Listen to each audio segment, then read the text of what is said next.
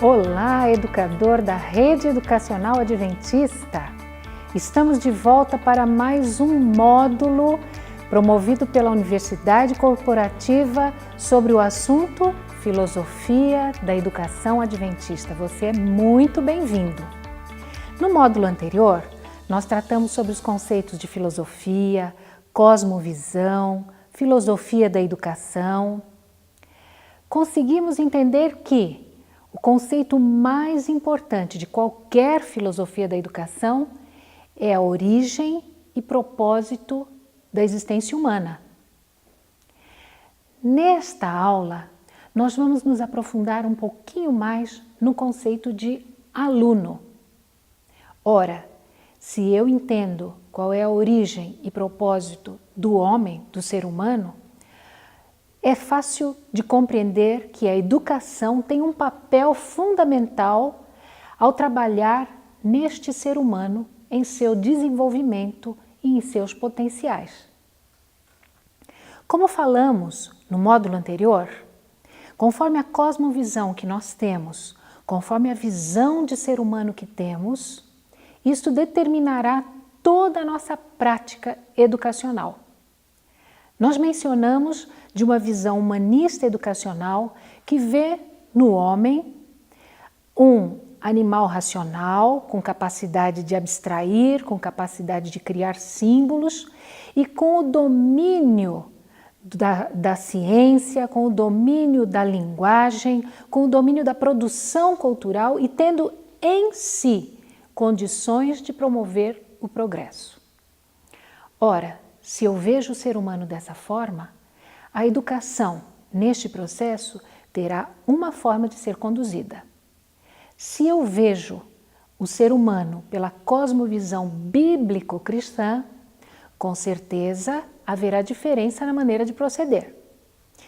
Hoje, nós vamos ver como encontramos na Bíblia a resposta para a pergunta: quem é o homem?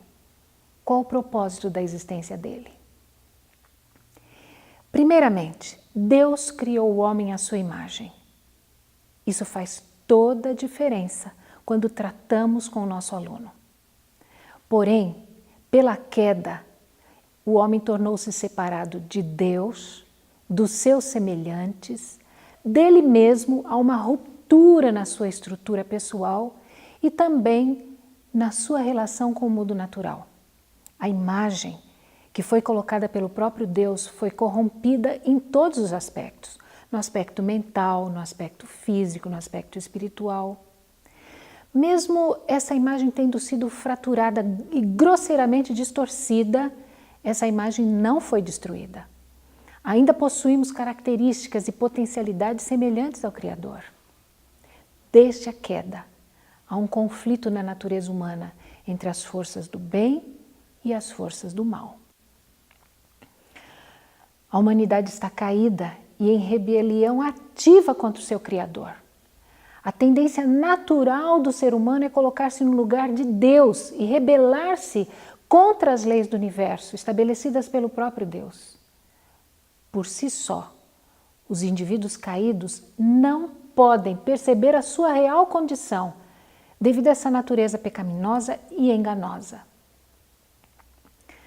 A Bíblia apresenta indivíduos caídos como rebeldes que são incapazes de encontrar ao Deus Criador por si próprio.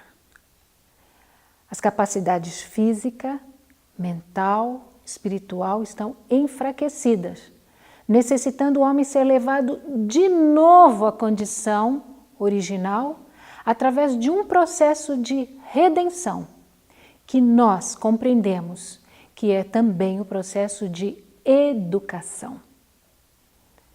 Ou seja, educação e redenção, na perspectiva e na cosmovisão bíblico-cristã, são uma só coisa. É a condição do ser humano perceber que sozinho ele não consegue restaurar em si próprio a sua condição original.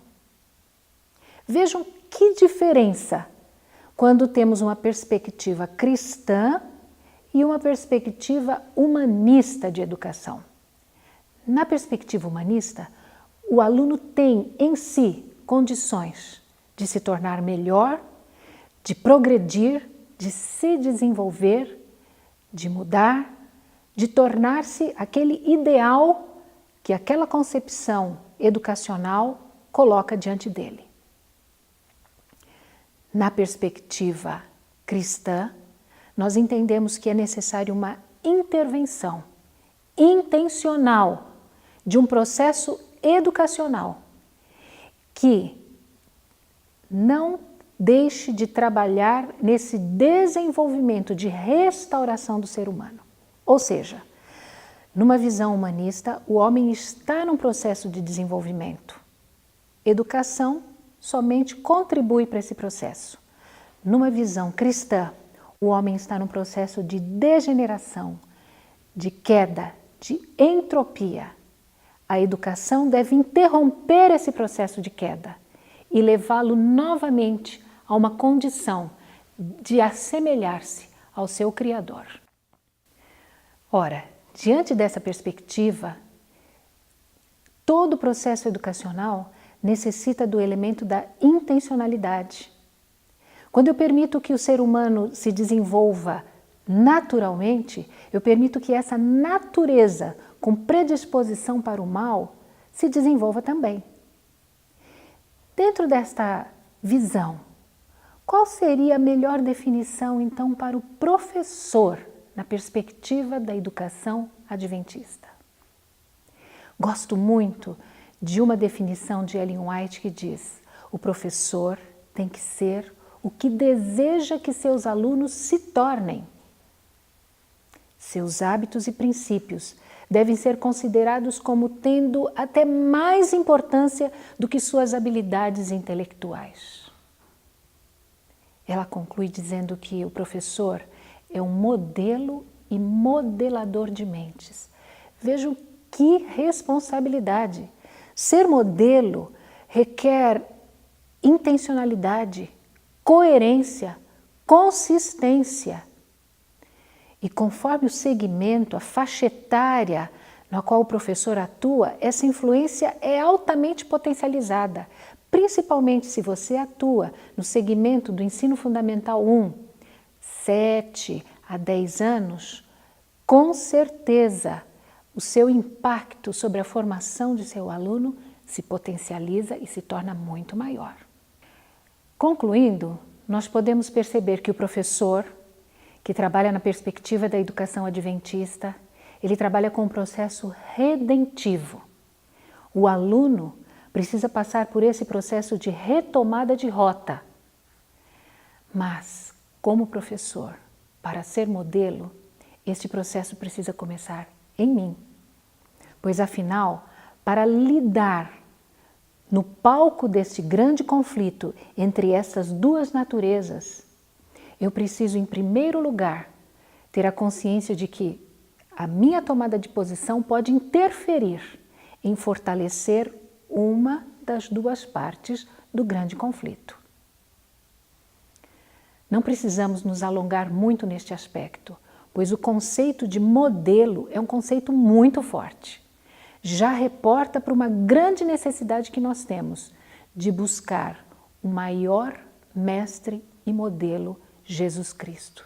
Por isso, gastar tempo aos pés do Mestre faz com que sejamos professores habilitados para entrar no palco do grande conflito.